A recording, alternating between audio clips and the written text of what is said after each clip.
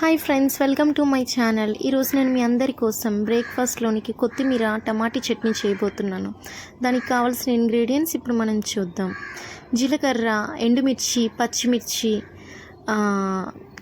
వెల్లుల్లి రెబ్బలు, కరివేపాకు, టమాటీలు, నెక్స్ట్ తరిగిన ఉల్లిపాయలు, తరిగిన అల్లం ముక్క, నెక్స్ట్ కొత్తిమీర టమాటీలు కొద్దిగా ఎక్కువ క్వాంటిటీలో తీసుకోవాలి, బికాజ్ ఫ్లేవర్ని ఇచ్చేవి అవే కాబట్టి.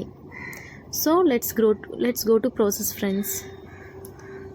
స్టవ్ మీద ప్యాన్ పెట్టుకొని ఆయిల్ వేసుకొని చక్కగా అది మరిగిన తర్వాత మనం తరిగి పెట్టుకున్న అల్లం ముక్కలు,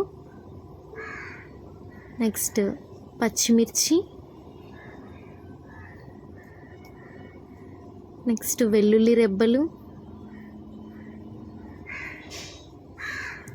ఇప్పుడు కొద్దిగా జీలకర్ర,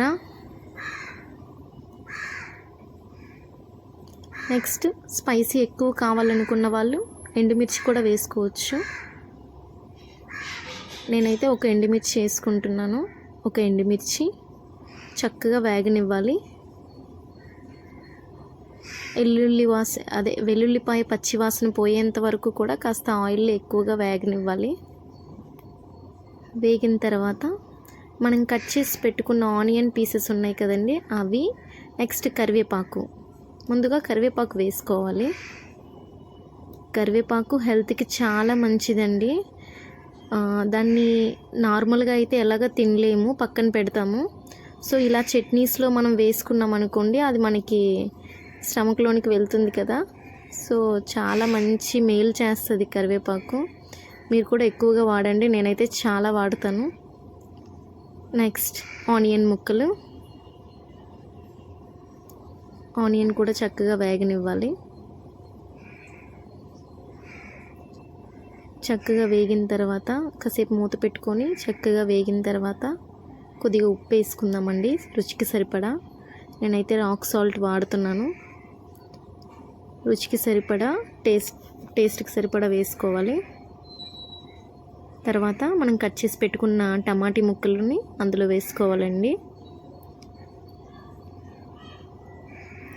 మొత్తం కింద పైన మొత్తం కలుపుకోవాలి. ఒక 5 మినిట్స్ వరకు మనం లో ఫ్లేమ్లోనే అది వేపుకోవాలి. హై ఫ్లేమ్ పెట్టేస్తే అది అడుగు పట్టేస్తుంది. టమాటీలు చక్కగా మగ్గాలి అంటే మాత్రం చిటికెడు పసుపు వేసి లో ఫ్లేమ్లోనే అలా మూత పెట్టుకొని ఉంటే మనం వేసిన సాల్ట్కి, పసుపుకి టమాటీ చాలా మెత్తగా మగ్గిపోతుంది, పచ్చివాసన అంతా పోతుంది. పిల్లలు చాలా ఇష్టంగా తింటారండి. మీరు అప్పుడప్పుడు ట్రై చేయండి, చట్నీ చాలా బాగుంటుంది. అందులో మనం కట్ చేసి పెట్టుకున్న కొత్తిమీరను కూడా వేసుకొని చక్కగా మూత పెట్టుకుంటే కొత్తిమీర మొత్తం మగ్గిపోతుంది. చూసారా ఫ్రెండ్స్, వీడియోలో చూపించినట్టు ఎలా మగ్గిపోయిందో కొత్తిమీర అంతా. ఒక 5 మినిట్స్ ఫ్రై చేసుకుంటే అయిపోతుంది ఫ్రెండ్స్. చూసారా friends, after 10 minutes almost complete అయిపోయింది, ఫ్రై అయిపోయింది మొత్తం అంతా.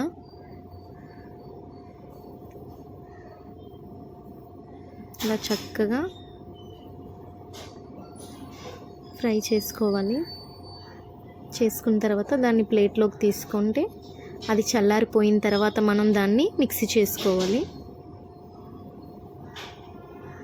పూర్తిగా చల్లారిన తర్వాత మనం ఇప్పుడు మిక్సీ చేసుకుందాం. మిక్సీ చేసుకున్నాక ఇలా అయింది ఫ్రెండ్స్. ఇప్పుడు దానికి మనం తాలింపు వేసుకుంటే చాలా టేస్ట్ వస్తుంది. తాలింపుకి కావాల్సినవి ఎండుమిర్చి, ఆవాలు, కరివేపాకు. ఆవాల్ని ప్యాన్లో ఆయిల్ వేసుకొని ఆవాలు, కరివేపాకు, ఎండుమిర్చి చక్కగా మంచి కలర్ వచ్చినంత వరకు కూడా వేపాలి ఫ్రెండ్స్. ఫ్లేమ్ని అప్ అండ్ డౌన్ చేస్తూ మనం ఫ్రై చేసుకుంటే అవి చక్కగా వేగుతాయి ఫ్రెండ్స్.